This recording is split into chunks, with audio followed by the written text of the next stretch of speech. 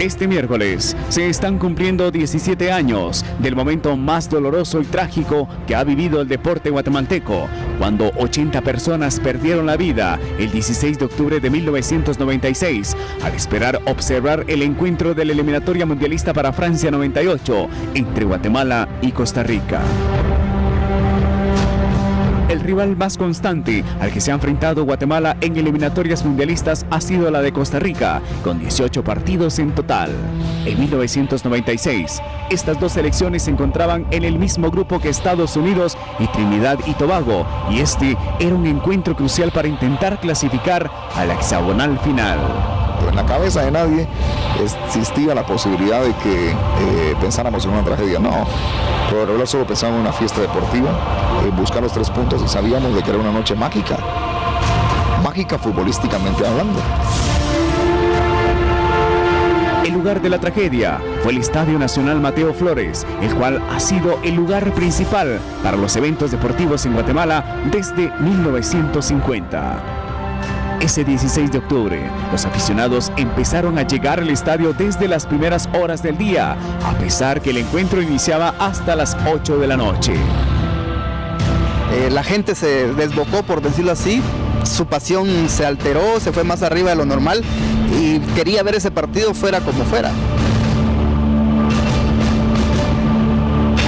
En la noche, a las 7:15, el estadio se encontraba totalmente lleno. Pero fue en la parte de la General Sur donde se suscitó el problema, tal y como recuerda Oscar Bonilla, comandante del Cuerpo de los Bomberos Municipales que se encontraban ese día en el estadio. La gente no se había dado cuenta de lo que estaba pasando. Y todavía me puedo acercar un poquito más, que las personas que estaban sentadas a un lado de donde pasó la avalancha de personas, donde se volvió el piso, es decir, una altura, como puede usted pensar, de 4 o 5 niveles de personas, no se habían dado cuenta de la magnitud de lo que estaba pasando. Es algo pues que como estaba saturado realmente el estadio, no se podía ver. Si hubiera estado la iluminación, tal vez hubiéramos podido verlo con un poco de antelación. Sin embargo, cuando se trató de abrir la puerta para desfogar a esta gente, no aparecían las llaves. La persona encargada se le tuvo que ir a buscar, y cuando llegó sin las llaves y tuvo que regresar otra vez a buscar las llaves. O sea, eso de alguna manera pues ocasionó que algunas personas que hubiera sido posible todavía salvarlas se asfixiaron. Mientras todo esto ocurría en la General Sur, pocas personas se habían enterado del problema. Empezamos precisamente cuando un colega periodista nos comunicaba a los pocos celulares que aparecían todavía en nuestro país, indicándonos que ahí ese lleno total que había en el Estadio Nacional, que había un muerto, que había 2, que había 3, que había 7. Entonces ya nos preocupó en ese momento y mucha gente no sabía. Entonces todavía se permitía que llegara la gente con su radio transistor, y ahí fue como se fue enterando de que había una tragedia lamentablemente en el Estadio Nacional.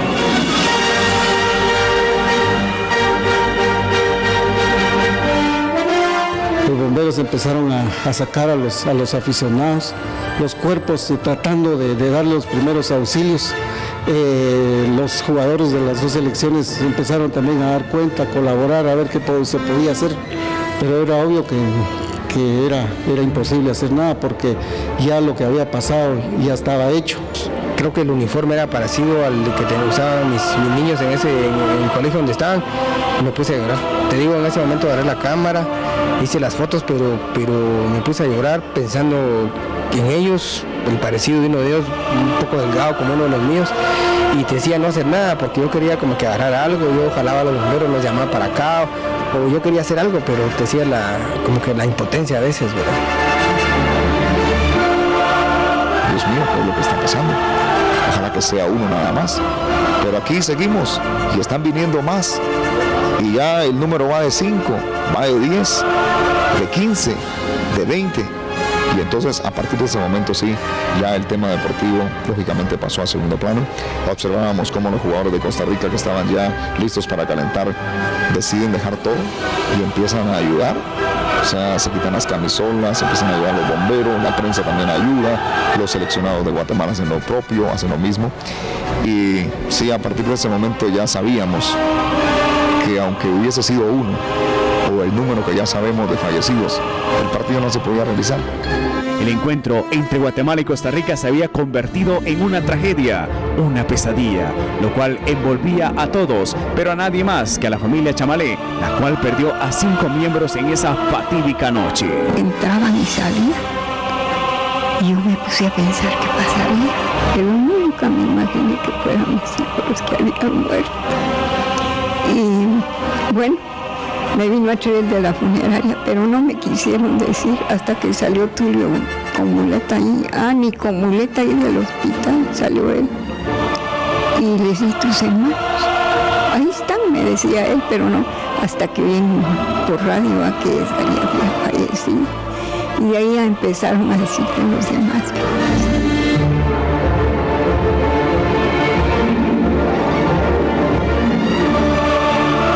La situación era clara. A las 8:15 de la noche, lo único que importaba era salvar a todas las personas que fuera posible, ya que en la General Sur muchos aún luchaban por escapar de la avalancha humana. Mientras los jugadores de ambas selecciones, los bomberos e incluso los propios periodistas intentaban salvar a los aficionados. En ese momento la función periodística ya no era, pues ya nosotros nos pusimos a ayudar y a auxiliar a la gente, que pues en algo ayudó, pero sí realmente recuerdo de que la situación fue muy tensa, muy dolorosa, y es un recuerdo, como decía yo al principio de la entrevista, muy ingrato para nosotros como periodistas.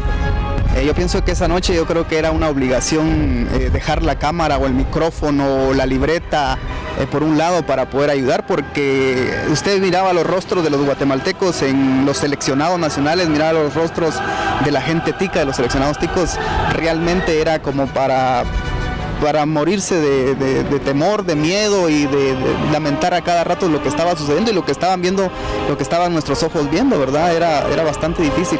Uno queda impotente, incrédulo. O sea, uno nunca va a asimilar el fallecimiento de una persona, y menos aún si se da en un escenario deportivo. Y entonces te quedas sin palabras. O sea, no puedes decir más que ¿qué está pasando? O sea, ¿qué sucedió? ¿Por qué? No puede ser posible. La tragedia era indescriptible. En la General Sur, cientos de personas luchaban por salvarse y no ser aplastados, mientras otras apenas se daban cuenta de la tragedia que estaba por venir. Ese día, 8 miembros de la familia Chamalé decidieron ir a ver el encuentro. Entre ellos se encontraba Alfredo Chamalé, hijo, quien junto a 6 de sus hermanos y una sobrina decidieron asistir al estadio. En el estadio no todos lograron sentarse juntos, ya que habían demasiadas personas, por lo que tuvieron que separarse. Y entonces miramos cuando íbamos al policía, pues estaba hablando con un amigo, el portero ahí, y parece que le quería dar entrada al señor y que sí, y cuando vio a la gente, pues abrió la región, y fueron entrando todos. Y nosotros y mis hermanos estábamos parados, ¿ya? Pero cuando ella presentía eso, entonces me hice a un lado, ¿ya? Y yo creo que eso fue lo que me salvó, ¿ya?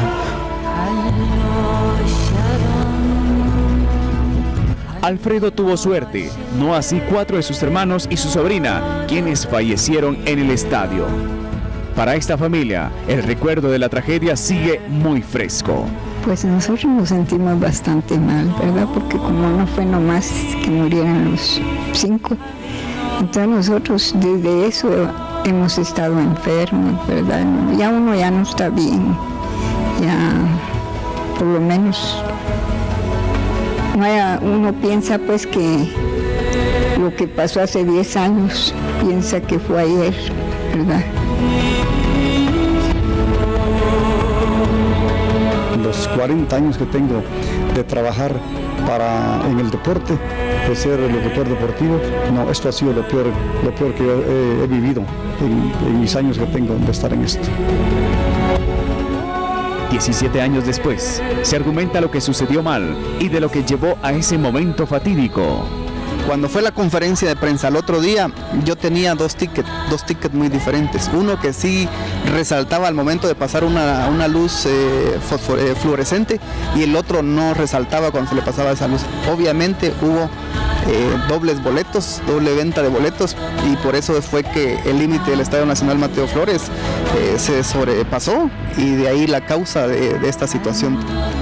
La tragedia del Estadio Nacional Mateo Flores dejó 80 muertos y 147 heridos en un día donde el fútbol y el deporte terminaron vistiéndose de luto.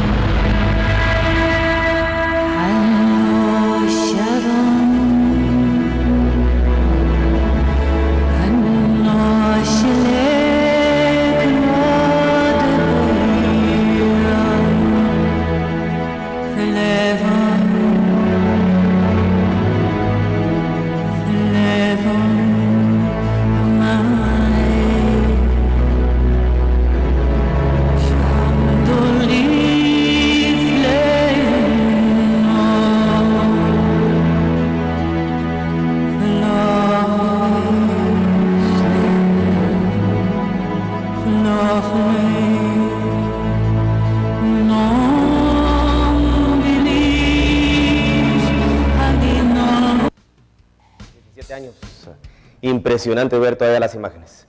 Bueno, vamos con los resultados de la primera división. Hoy también hubo jornada en la primera, 13ª fecha, y vamos a decírselo rápido porque ya nos pasamos del tiempo. Así que en el grupo A, el Puerto de San José ganó 2-1 y Huehueteco también 3-1. La Gomera derrotó 1-0 a San Pedro, y todos los dos fueron empates. Aurora sigue sin tener buena racha, sin ganar, empató 1 con Chanta y Petapa 1 con Varías. Y en el grupo B ganaron todos los locales: San Francisco, Zacapa, Zacachispas, Cobán y Jalapa. Vámonos a la tabla de posiciones. No, mejor mañana. Bueno, la tabla de posiciones rápido: el Puerto de San José primero, Petapa segundo, La Gomera tercero y Chantla cuarto. Como clasifican 4 y faltan 5 jornadas. Y en el B, Zacachispas, Guastatoya, Sayaché y Cobán Imperial. Así están. Antigua ya sexto. Antigua sexto. En este momento. Nos vamos. Mañana será jueves y tendremos mucho más deporte para ustedes de 10 a 10 y media de la noche en Deporte.